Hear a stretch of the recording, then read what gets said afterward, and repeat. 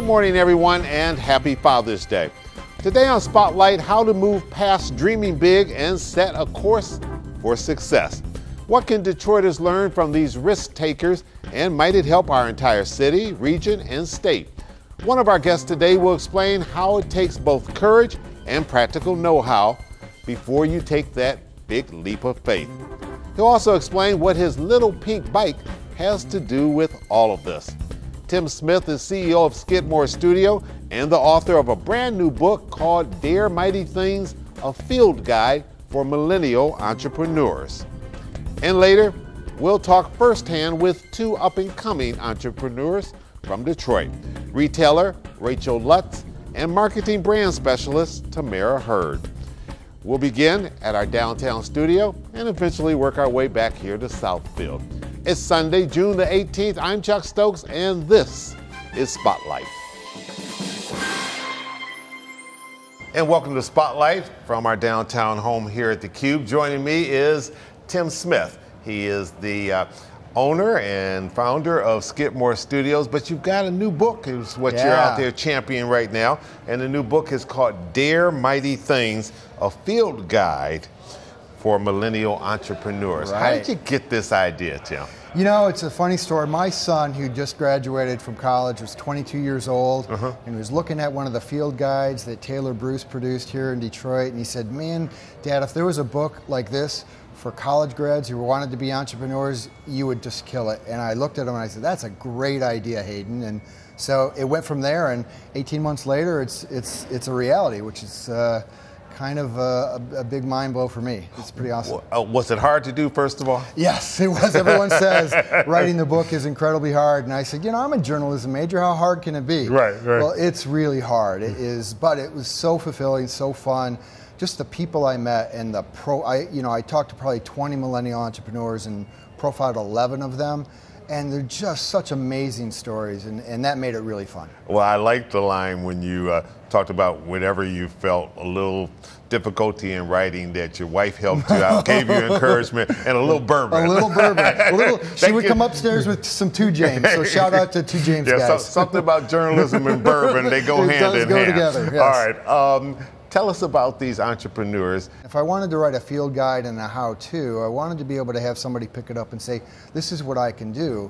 And I really discovered after talking to all these people that there's 7 key personas that all of these millennial entrepreneurs are able to navigate to. And everyone's familiar with the Waze app.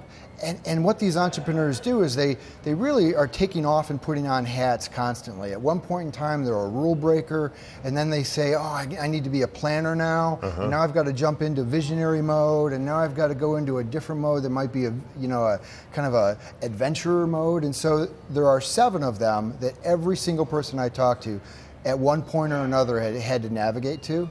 And so the idea is if you're a millennial entrepreneur up and coming, and you figure out that I can go through these different personas, it's going to make your journey way more successful and way quicker.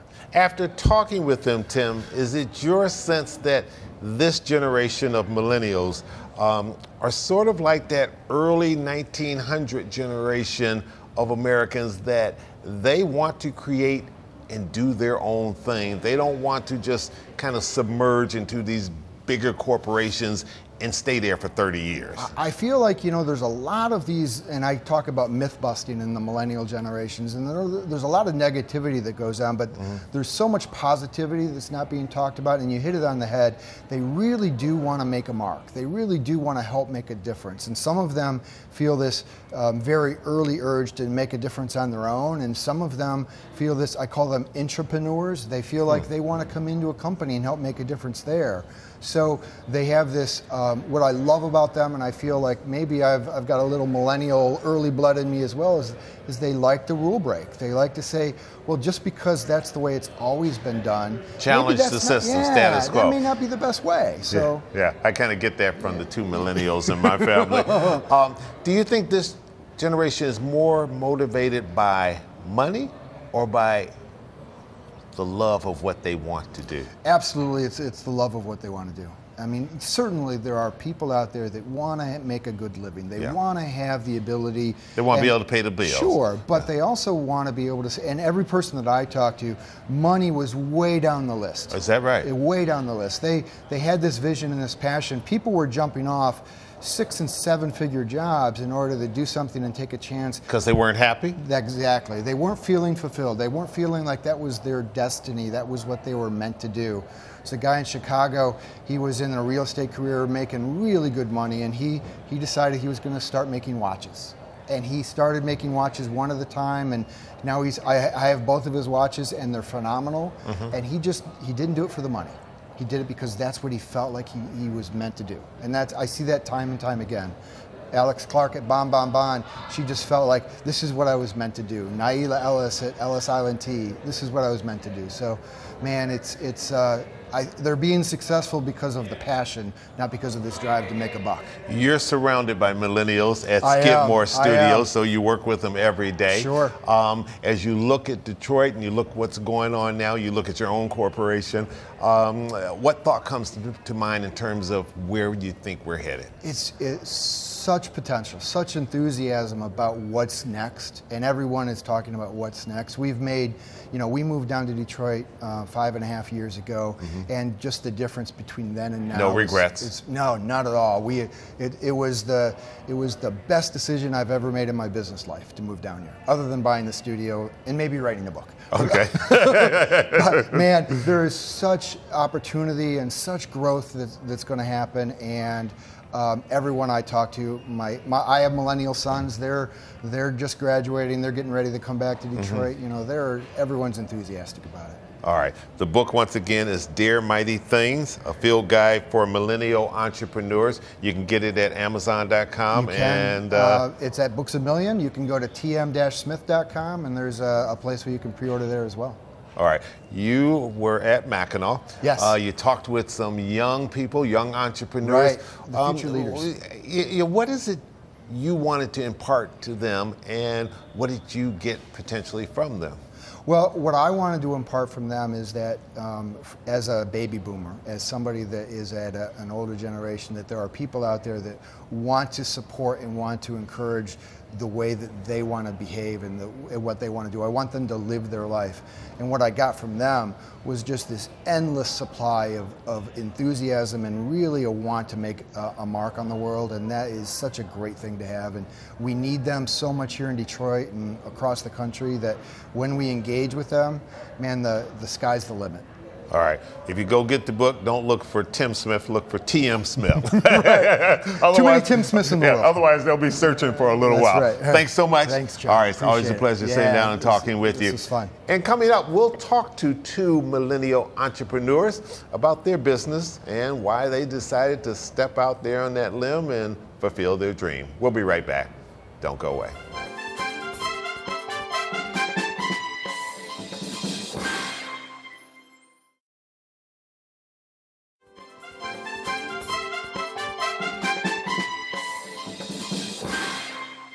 And welcome back to Spotlight. We've now left the Cube downtown. We're back here in Southfield for sort of a case in point of what Tim Smith has been talking about. And joining me is Rachel Lutz and Tamara Hurd. And welcome to Spotlight to both of you. Thanks for having us. All right, fill in the blank for me, young entrepreneurs. My dream is, Rachel? What I'm doing right now. I'm living the dream, absolutely. All right, yep. And we'll find out a little bit more about your background in just a second. Tamara, same question. My dream is kind of to piggyback off of Rachel, but to continue and to develop more and grow more and to continue to help others along my journey. All right. Yeah. Your businesses. Your business is the Peacock Room and Frida. Yes. Both women's clothing stores. Yes, 2 clothing boutiques in Midtown Detroit. All right, you're right stone's throw from the DIA, the Detroit Historical Museum. You're in the Park Shelton building, Wayne State, Midtown, so you're right in the hub of everything, and you can step out your door and jump on the queue line. Right? I can. It's amazing. I love it. You love it? All yeah. right, very good. You have a marketing business, and you do, well, you explain it. So Corporate 52 is a promotional advertising, specialty advertising, branding company. The new word now is swag.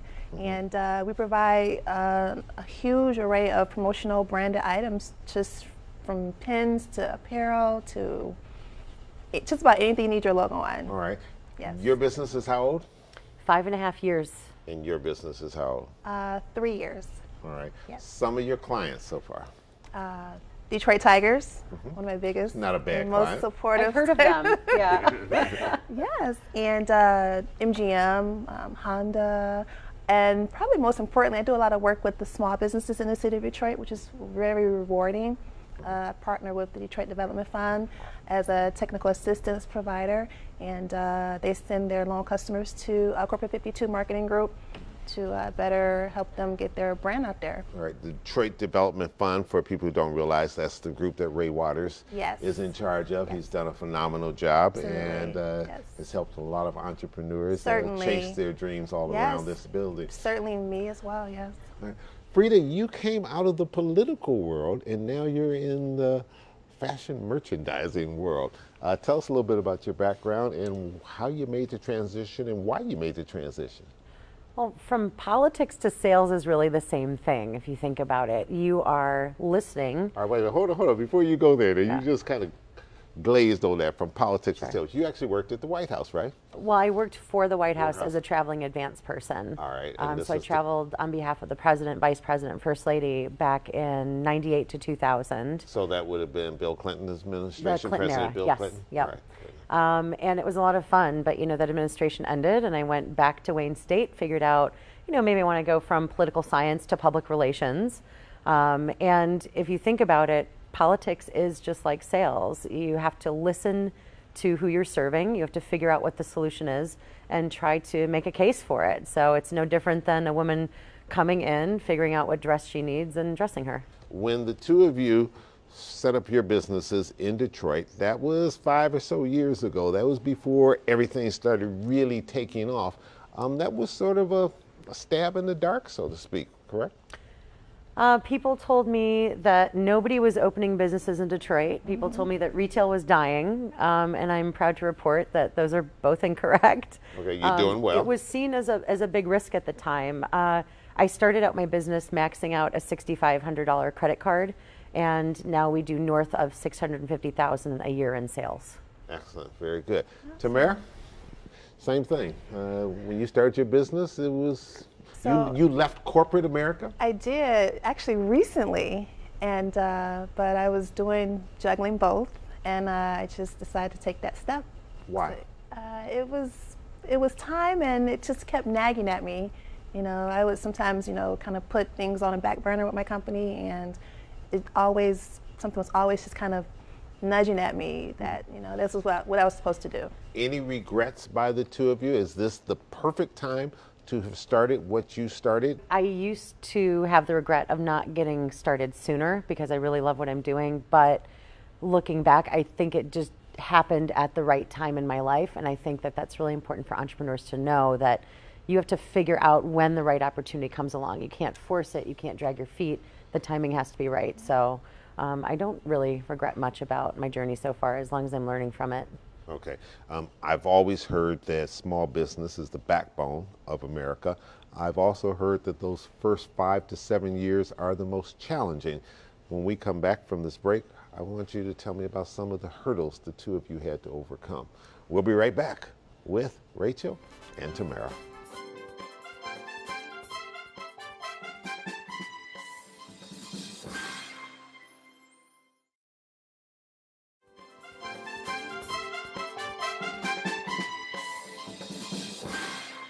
And welcome back to Spotlight. Okay, challenges. I don't know an entrepreneur, a successful entrepreneur, that did not have some challenges in their life that they had to overcome. Tamara, let's talk about some of the challenges you've had to overcome. Some of my challenges were initially starting my business, I didn't have the resources and I didn't really know where to go. So I started a lot of it just kind of in the dark, if that makes sense. Just kind of trial and error. Yes. Made some mistakes? Certainly, yes. You grew from the mistakes? Totally. Totally grew from it, yes. And, you know, it's every day is a work in progress, so, yes. And you don't look back? Never. Okay. Yes. Rachel? Oh, money. It's always a challenge for a small business owner. Unless you just, you know, you're lucky starting out. Getting loans and getting started, getting loans. Because you're expanding your business, correct? Yeah, oh yeah, we're doing a major expansion this year. So a lot of people ask me, so where did you get your loans and grants? And I said, I don't know. Why don't you tell me where there's some available? Because there are so many people that come to me with awesome ideas, but they expect the magical money fairy to drop a sack of money in their lap. And I wish that that happened, but unfortunately it doesn't. There aren't a lot of easy bank loans that you can get. I will be trying to work with Invest Detroit, which is a great resource in the city for business owners. To get started, I took classes from SCORE through the Small Business Administration, TechTown. I've helped teach classes at Build Institute, which is a great resource for entrepreneurs. Right, we just did an interview with them a few weeks back. Awesome resource. So the resources are out there if you want to work for them, but I hate to say that, you know, no one's gonna do it for you. You either have to find it and go after it. That can also take a lot of your time and energy. So what I preferred to do was, you know, I self-financed, and then I also was very fortunate to get an angel loan paid back within the first year at 0% interest from a family member. So what would the two of you really like to see? Because competition in business is always the name of the game. It can either be good or it can be bad. In your end, in terms of retail, we're always hearing we need big box retail in Detroit, and we haven't gotten that yet because we don't have the number of people, the base. You always hear, you know, the chicken and the egg type of thing, where you can't get a major department store or a Target's or Walmart or something like that until you have enough people base. We might be getting closer to that with all the young people that are moving into Detroit and all the different businesses, but would that be good or bad for you? I would argue that we're actually already there. The big corporations just don't see it. The DEGC does studies regularly on Detroit Economic Growth Corporation. The Detroit Economic Growth Corporation. They do studies on how much Detroiters have and how much they spend, but they're not spending it in the city because we're not giving them enough options. So I would welcome competition. There's a market out there. I mean, I found mine, but there's more out there, and Detroiters need to be served. So I think that there is not just a market for big box retail, there's a need for it. I, as an independent retailer, I want big box stores. That's what my customers want. That's what Detroit residents want. We want a mix of, you know, large scale and small and unique. Okay. Yeah. Tamara, same with you. That's a competitive business that you're in. Extremely. It is, you know, but there are already a lot of people doing marketing. Totally, and I find that when people like you and they respect you and they have confidence in you, they'll work with you. So it's about finding your niche and about developing that client base and networking. Absolutely, yes. And you know, just for the Detroit Tigers, for instance, you know, it's a huge competitive space. Suppliers from all over the country, you know, and you know, to be awarded the award that we won last year, the most valuable diverse business partner. It was huge, and that just shows our tenacity in that, you know, we break through barriers, and you know, we're striving to get to the platforms to where the bigger companies, you know, are operating. Well, the good thing for you is that the Illich companies are expanding in the city of Detroit, not running from the city of Detroit, building a new world headquarters there, and then of course the new arena will be opening up in just a matter of months as well. Long-term goals? Long-term goals, to serve as many people as I can. I've been told that we offer an experience almost like Hudson's or Jacobson's, and I want to bring that to as many women as possible, whether that's through expanding to online, e-commerce, and taking the Detroit brand nationally, internationally, and really just expanding into neighborhoods. You know, a lot of this growth downtown is wonderful, but I really want to see that growth spread out to the neighborhoods. Do you do a decent amount of selling via the internet now? Because everybody's always ordering. I see a lot of boxes come to my house, and they're never for me. but I know that out of those boxes come apparel many times. Yeah. Are you getting into that niche as well as people just walking into the store? If we are able to offer our level of service in a cardboard box, and that's something we're trying to figure out how to do. Yes, but you mentioned competition earlier. We have competition online, but online doesn't give you a fitting room or a salesperson to help advise you. That and it doesn't. People service. Correct. This morning I was answering a question on our Facebook page for the Peacock Room asking about the material on a dress. How does it feel? And I said, well, here's how I would describe it, but you have to come into the store and experience it. Yeah. So there is some type of experience that I have to figure out how to scale that while maintaining my brand integrity and maintaining our level of service. And I would argue we've lost a lot of that on all different levels in our society, something we used to have when we were growing up, and there was always that people-to-people service. Now everything is either online or you know, you can't understand the people sometimes when, you know, when you're trying to do stuff. So this is, I would argue it's a good thing to be able to have.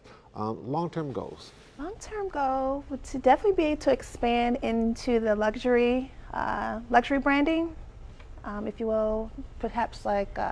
Explain for those who know, what is luxury branding? So luxury branding would be, so say a company was the only source of, you know, promotional advertising or marketing for a company like Lexus or, you know, or whatever, any type of automotive company, okay, or high-end retail. So they would call my company, and we would be the sole source for their supplies of promotional advertising. Quick final question. We'll end sort of the way we began.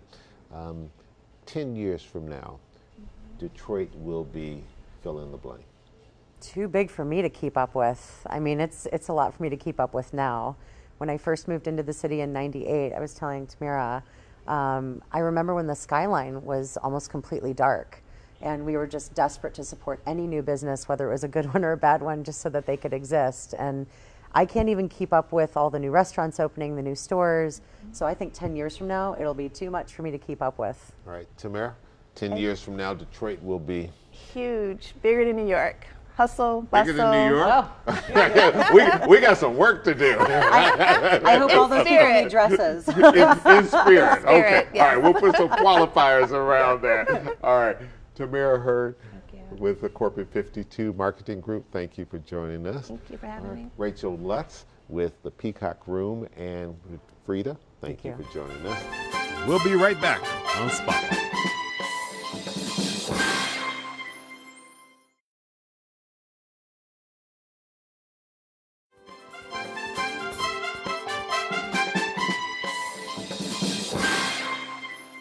You know, since that interview, Rachel Lutz recently announced that she is opening up another women's retail store dedicated to contemporary women. The 2,000 square foot store will be called Yama, and it will exist on the first floor of the historic Fisher Building in Midtown. That's it for now. I'm Chuck Stokes. We'll be back next week with more newsmakers in the spotlight. We hope you have a great week and a good Father's Day.